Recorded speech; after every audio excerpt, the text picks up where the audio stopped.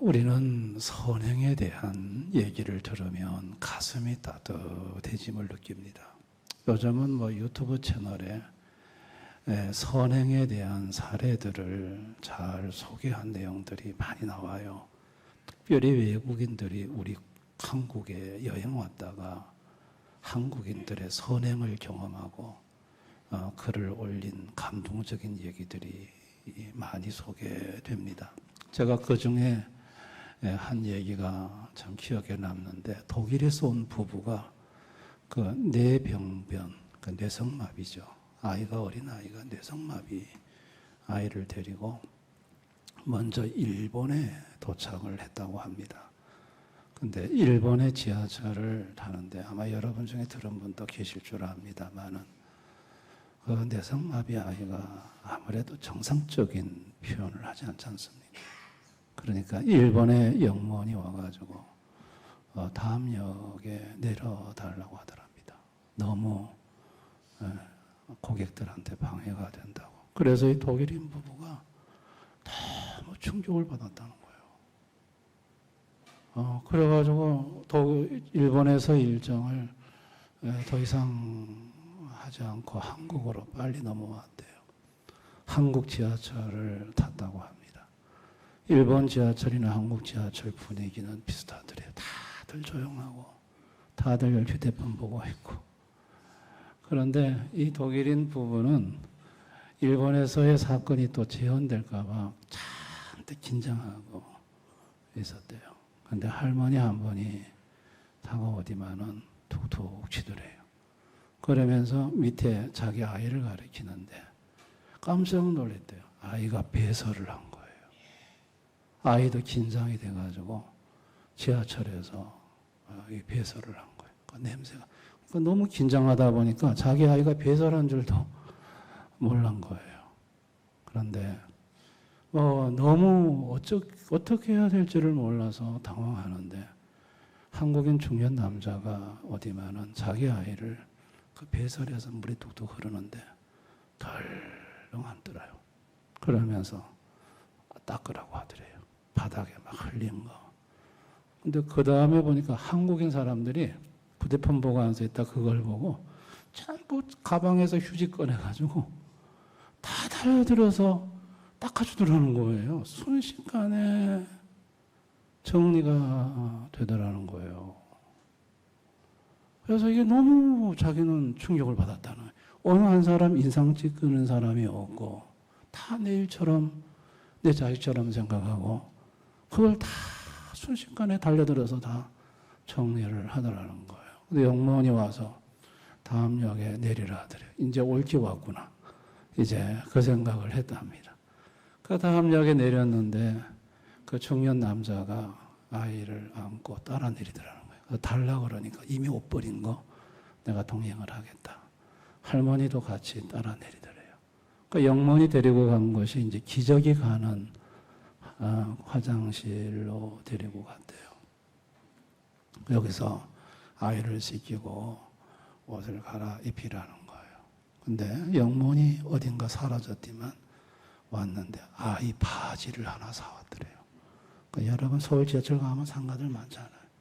그 바지를 하나 사왔는데 그 바지를 받자마자 이 독일인 부부는 통곡을 했대요. 눈물을 그냥 복 받쳐가지고 그래 울었대요. 이제 그 옷을 버린 중년 남자와 할머니에게 한국 돈으로 환전한 돈이 있어서 20만 원씩을 감사하다고 사례를 표했는데 안 받더래요. 안 받고 그냥 웃으면서 그냥 사라졌대요. 이 독일인 부부는요, 일본하고 너무 일단은 대조적이고, 그리고 너무 이 한국 사회가 이렇게 사람들이 친절하고 이렇게 해주는가. 그래서 이것을 잊지 못해서 글로 올렸고, 독일인 부부는 이제 한국에 와서 좀 할 일이 없을까. 이런 사회에 와서 자기 아이를 데리고 한번 살고 싶다. 이제 글을 그렇게 끝맺는데, 저는 그 글을 들으면서 마음 한 뼘이 따뜻해지는 걸 느꼈어요. 아, 참 이 선행이라는 것이 이게 마음을 참 따뜻하게 하는구나. 여러분, 오늘 거기 룻다에 베드로가 머물렀는데 욥바에서 성도 두 분이 찾아왔어요. 믿는 제자들이라고 했어요. 성도님이시죠. 근데 다비다라는 여제자가 헬라어로 번역하면 도로가고 아람어는 다비다예요. 죽었다는 거예요. 죽었는데 이 여인은 선행을 많이 한 여인이라는 거예요. 선행을 많이. 그러니까 이제 룻다에서 욥바의 소식을 이제 듣는 거예요. 베드로가 어떤 선행을 그 여인이 많이 했느냐. 그러니까 과부들의 속옷과 겉옷까지 지어서 해입혔다는 거예요. 여러분, 밥 한 끼 대접하는 거는요, 식사 한 끼 대접하는 건 누구나 다 할 수 있어요. 그러나 당시 시대에 이 겉옷을 해서 입힌다는 거는요, 이거는요, 적은 비용이 들어가는 게 아니에요. 겉옷이라는 것은 이거는 그 당시에 가난한 사람들의 이불이었어요. 밤에는 그거 덮고 자고 낮에는 입고 다니고, 그래서 신명기 14장 17절에 가부의 옷을 전당 잡지 말라고 했고요.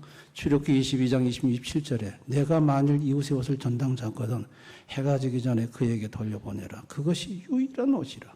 그것이 그의 알몸을 가를 옷인즉 그가 무엇을 입고 자겠느냐. 그가 내게 부르짖으면 내가 들으니 나는 자비로운 자야. 하나님이 이 가난한 사람들, 과부와 고아는 당신의 가난의 대명사였어요.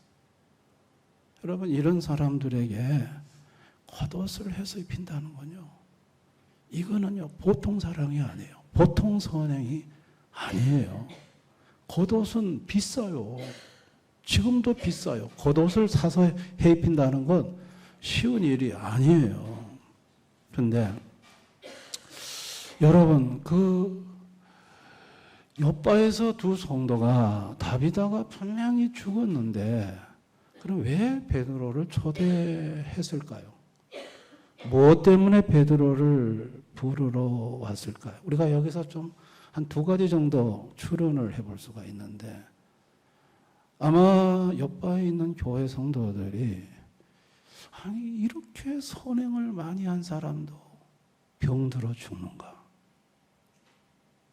아니 이렇게 사람들에게 착한 일을, 구제도 많고 심히 선행을 많이 한 이 여인이 왜 병들어야 하는가? 왜 죽어야 하는가? 여러분, 그 욥바 교회 성도들이 그 문제에 대해서 의구심을 안 들었겠어요? 아니 뭐 교회에서 그냥 뭐 저 만날 죄만 짓는 인간들을 하나님 안 잡아가시고 왜 이렇게 모범적인 사람을 왜 병들어 죽게 하냐는 거죠. 여기에 대한 어떤 설명이 있어야 될 거 아니겠어요? 또 한 가지 추론해 볼 수 있는 것은 베드로가 와서 이 도르가를 살려주기를 원해서 불렀다. 근데 여러분, 이미 죽은 사람인데 아무래도 그렇지 죽은 사람을 살려달라고 베드로를 과연 초대하는 그 욥바의 성도들의 과연 믿음이 그 정도 수준까지 올라갔을까? 저는 이 두 가지 이유 중에 하나로 베드로를 불렀다고 생각하는데, 저는 후자보다는 전자 쪽에 무게중심이 있다고 생각이 됩니다. 교회가 어수선해요. 근데 여기에 대한 해답을 예수님의 제자 수석 사도로 베드로가 오면 답을 해줄, 교회의 이런 술렁술렁한 것을 속 시원하게 잠재워 줄 수 있지 않겠냐라는 기대감으로 베드로를 초대하지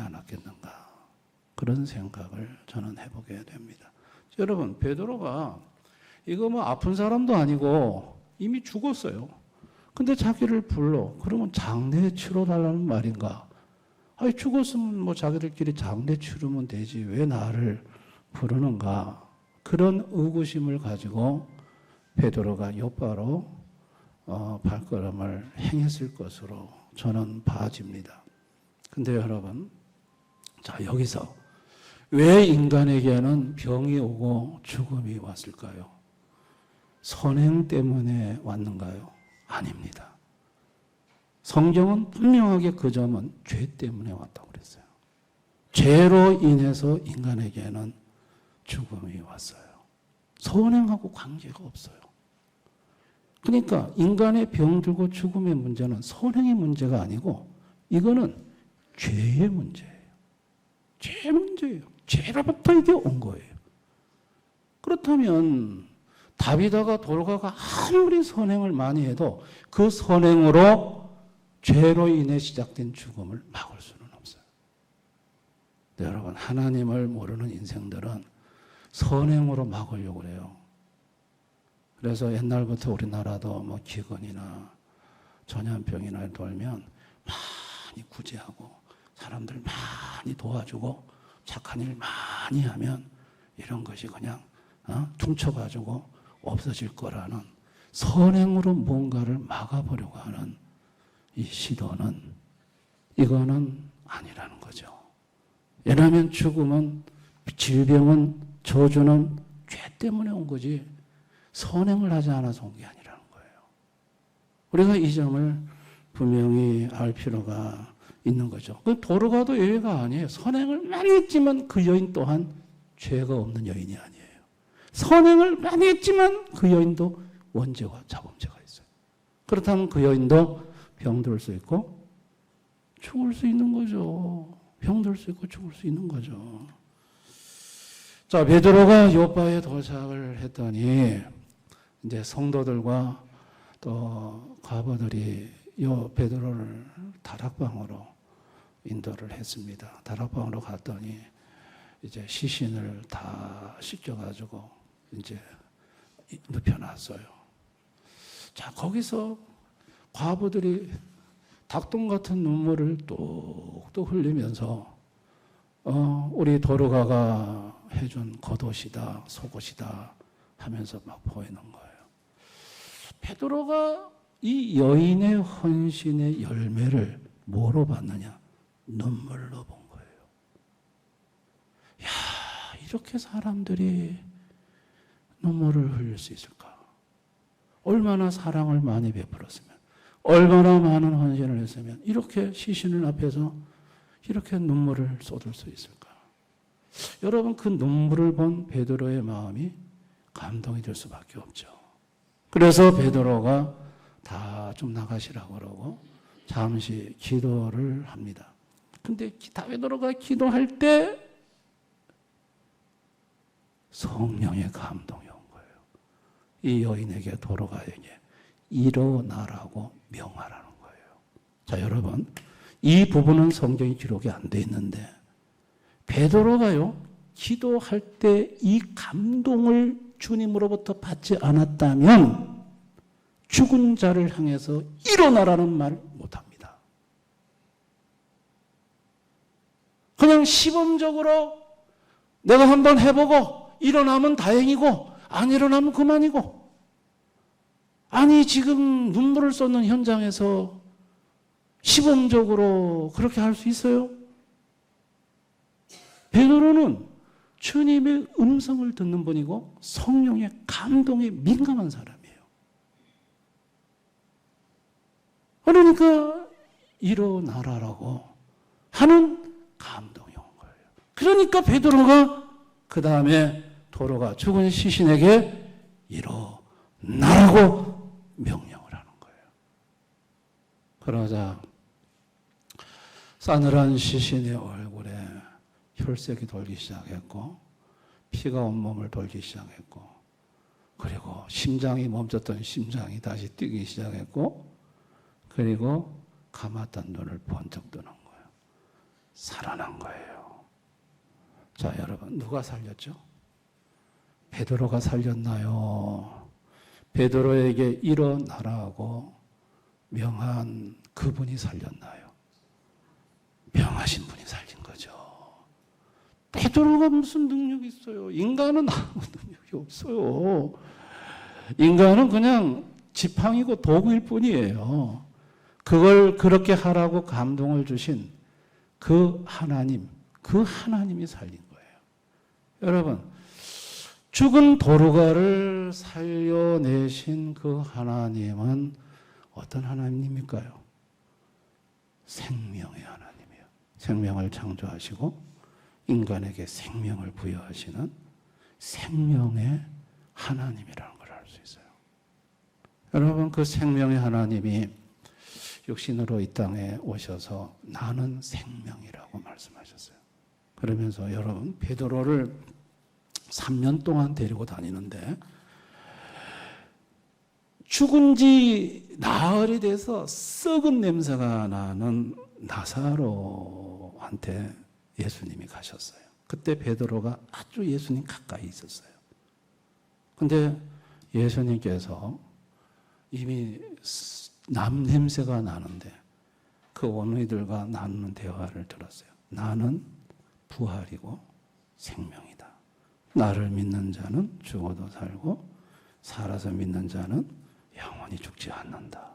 그러면서 막 그 원우이들도 울고 다 오니까 예수님도 같이 우셔.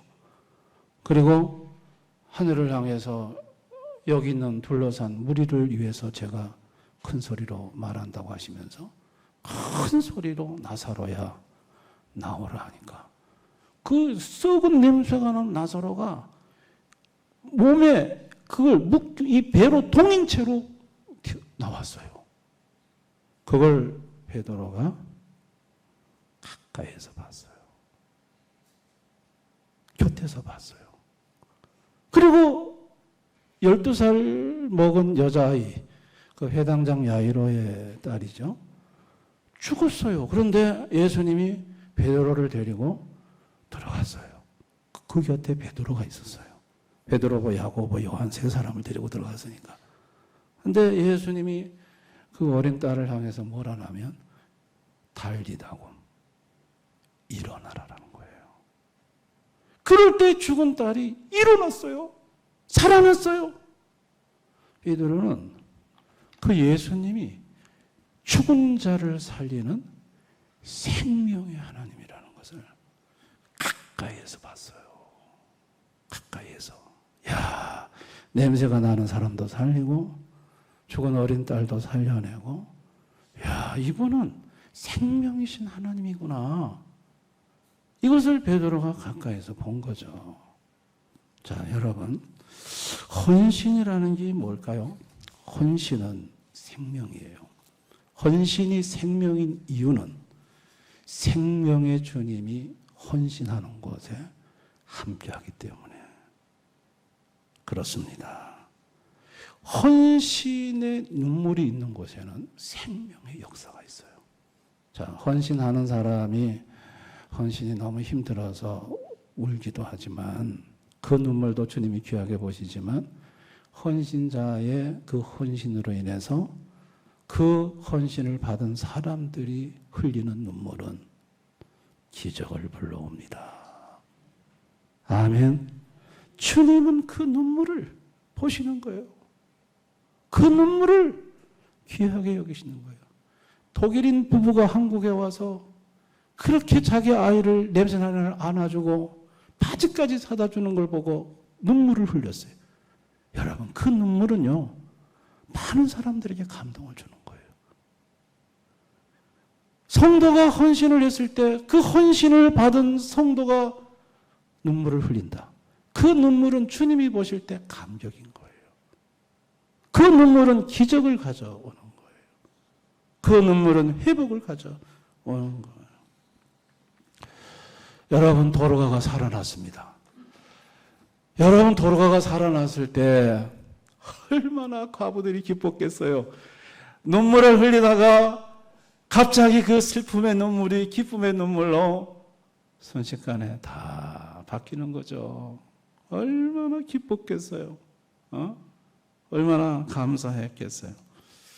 자, 그러면 여러분 여기서 도르가가 죽었다가 살아났습니다. 죽었을 때 도르가의 영혼은 어디 갔다 왔을까? 여러분, 사람은요, 죽으면 영혼과 육체가 분리되고 영혼이 구천을 맴돌지 않습니다. 인간은 죽음과 동시에 영혼은 천국이나 지옥 둘 중에 한 군데 갑니다. 그러면 도르가가 숨을 거뒀을 때 그 영혼은 어디 갔을 거라고 봐요? 천국 간 거죠. 도르가는 천국에서 누구를 만났을까요? 사랑의 예수님을 만났다고 봐야죠.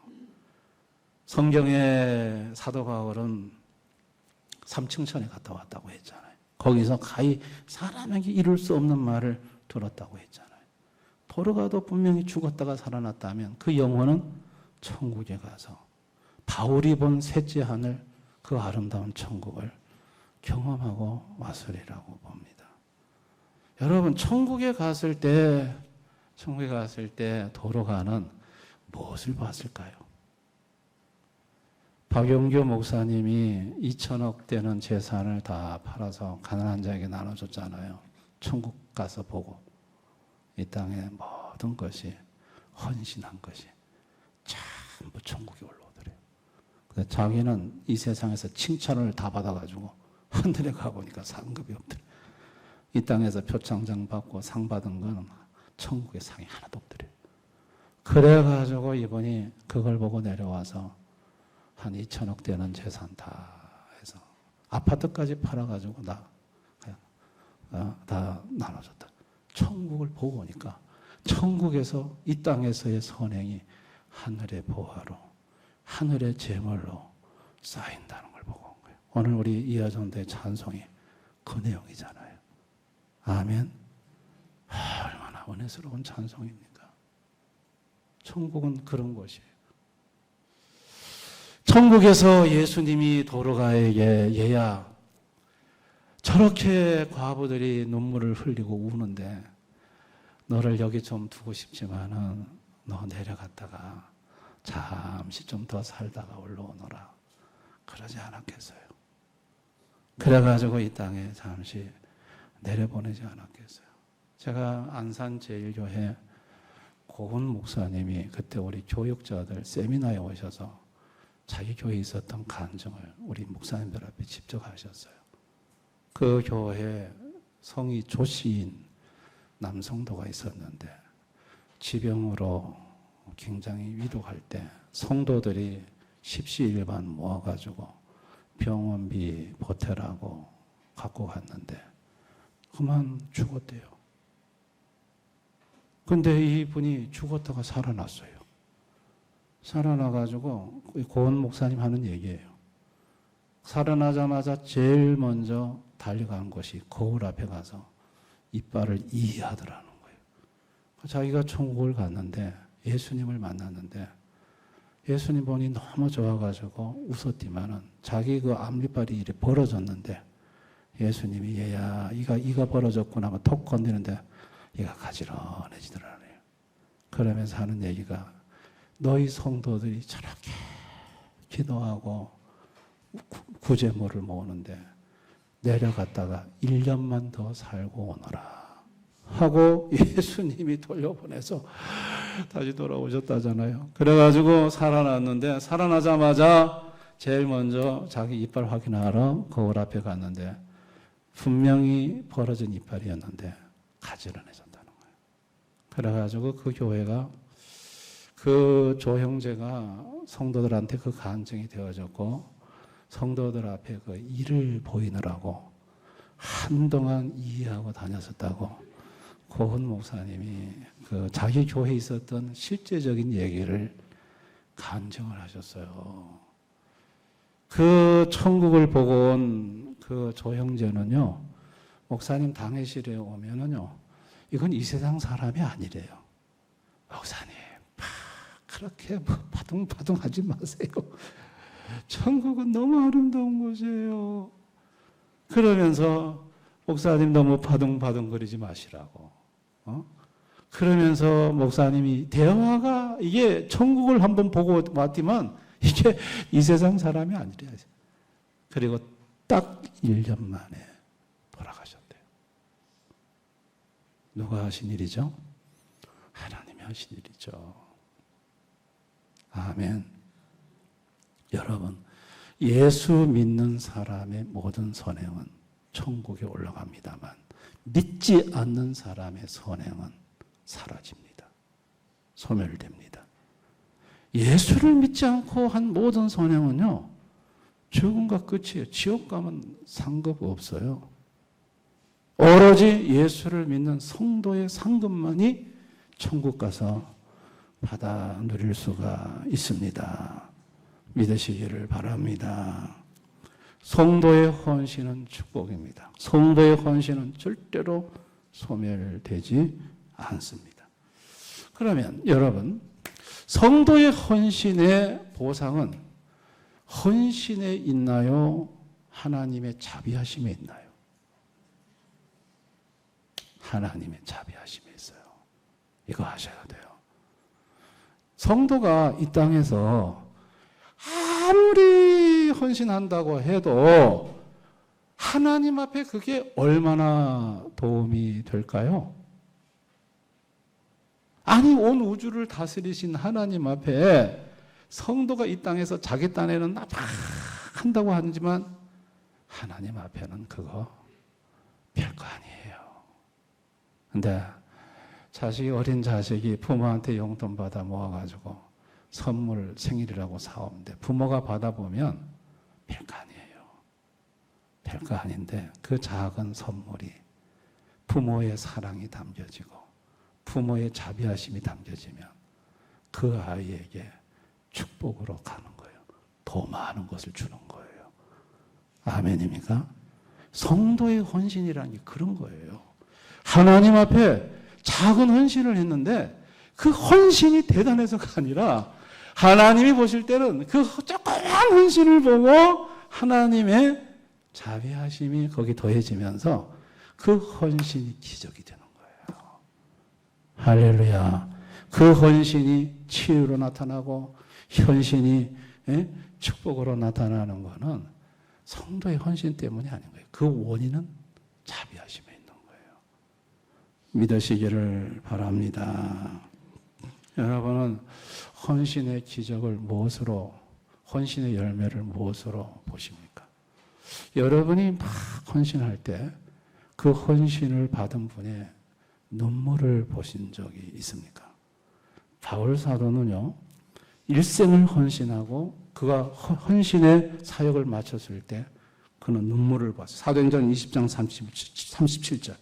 다 크게 울며 바울의 목을 안고 입을 맞추니, 바울이 헌신의 사역을 마치고 끝낼 때 다 바울을 안고 울었어요. 그 헌신이 눈물로 나타나는 거예요. 아멘. 6년 반 선사역을 마치고요, 하나님이 사역지를 이제 옮긴다고 봄에 알려오셨어요. 그래서 가을이면 사역지를 옮긴다. 이 목사의 사역지는 목사가 마음대로 가는 게 아니에요. 하나님이 옮기셔요. 근데 그거를 봄철에 알려오셨고, 그리고 가을 10월에 대구 서문교회에서 새로 오신 목사님이 섬으로 찾아오셨어요. 난 올 줄 몰랐죠. 그래서 서문교회로 가자. 그렇게 해서 정말 가을에 하나님이 옮기시는 걸 경험했어요. 그런데 이제 문제는 6년 반 동안 함께 사역했던 우리 성도들에게 이걸 어떻게 설명을 해야 될지, 이게 저한테는 고민이었어요. 그래서 옮기는 당 주간에 이거를 공포를 할까? 근데 제 친구 목사가, 최 목사, 그러면 안 돼. 마음 준비가 안 돼. 한 달 전부터 얘기를 해. 그래서 성도님들이 마음 준비할 수 있도록 해. 그래가지고 한 달 전에 대배 시간에 하나님이 저를 한 달 오면은 여기서 옮기신다고 했더니 그날 성도님들이 다 울기 시작했어요.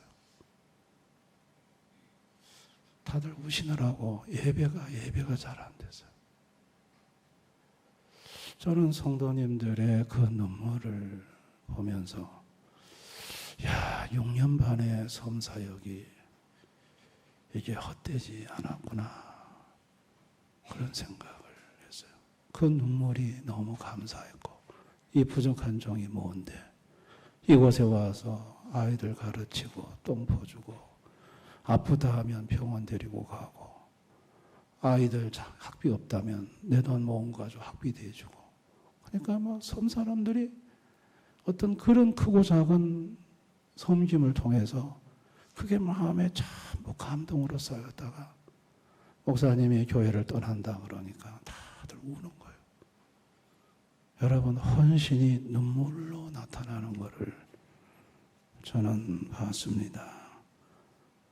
헌신이 눈물로 나타날 때 여러분, 그거는 남다른 의미가 있습니다. 아멘.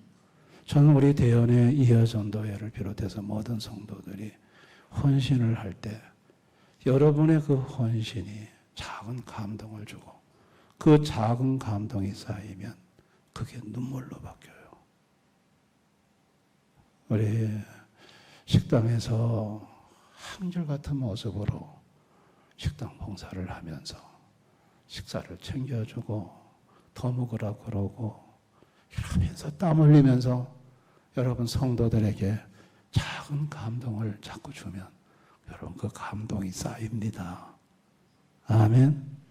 자, 교회 청소를 하면서 차량 운전하면서 안부도 물어주고 또 친절하게 해주고 막 이렇게 하면서 여러분들이 그래 하면 그게 감동이 되고, 감동이 쌓이면 나중에 그게 눈물이 되는 거예요.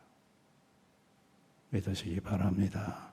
교회 안내하실 때 그냥 안내하면 오면 아주 반가워해주고 잘 있었나 그러고, 교회 왔는데 따뜻하게 한번 물어주는 것만 해도 얼마나 성도들이 따뜻한지 몰라요. 그래주면 그게 감동이 되고 그게 쌓이는 거예요. 앞에서 찬양으로 봉사하시는, 헌신하는 분들, 찬양 인도할 때 그 성도의 찬양하는 모습을 보고 성도들이 감동을 받고 그 감동이 쌓이고 그게 눈물이 되는 거예요. 믿으시기를 바랍니다. 우리의 헌신은요, 감동을 주는 헌신이었으면 좋겠다, 그런 생각을 해보고 그 감동이 쌓여서 눈물이 되는 헌신이었으면 좋겠다. 그러면 그 눈물의 헌신은 주님이 보시고 죽은 자도 살려내는 생명의 역사가 그 현장에 나타날 줄을 믿습니다. 저는 이런 헌신이 우리 대연의 이어전도에 모든 성도들에게 참 있었으면 좋겠다. 지금도 열심히 헌신하지만 지금 그냥 헌신의 차원을 넘어서 감동을 주는 헌신, 감동을 넘어서 눈물의 헌신, 그런 헌신을 함으로 주님이 보실 때 너무 기쁘고 주님도 감동이 되고, 그래서 주님이 죽은 자를 살려낼 수밖에 없는 생명의 역사를 허락하실 수밖에 없는 그런 역사가 우리 감동의 헌신, 눈물의 헌신의 현장 속에, 성도님들 속에 일어났으면 좋겠다 싶습니다. 우리 모두 그런 헌신을 하도록 한번 힘써 봅시다. 천국 가는 날이 얼마나 남았는지 모르지만 죽으면 주님 앞에서 내세울 건 그거밖에 없습니다. 그래서 우리가 헌신의 삶을 살다가 다 헌신의 눈물을 다비다처럼 볼 수 있는 그런 인생으로 우리 인생을, 남은 생을 살아갔으면 좋겠고, 이어전 대원들이 다 그런 분들이 되실 수 있기를, 다비다가 되실 수 있기를 주님의 이름으로 축원합니다. 우리 한번 이 시간 오늘 말씀을 생각하면서 우리 한번 기도했으면 좋겠습니다. 나의 헌신은 그저 헌신을 한다고 하지만 정 의무적으로 마지못해서 하는 헌신은 아닌지, 정말 감동을 주고 눈물을 주는 헌신이었는지 한번 자신을 돌아봤으면 좋겠습니다. 나의 헌신의 질이 어떤 질의 헌신인지, 그러면서 주여, 나도 감동의 헌신, 눈물의 헌신을 할 수 있도록 주님 은혜 베풀어 달라고 기도했으면 좋겠습니다. 이렇게 헌신하는 곳에 생명의 역사, 회복의 역사, 치유의 역사, 기적의 역사를 경험하게 하시고 그 역사가 나타나게 해달라고 기도했으면 좋겠습니다. 우리 한번 오늘 말씀을 생각하면서 다 같이 통성으로 간절히 기도하겠습니다. 아버지 하나님 감사합니다.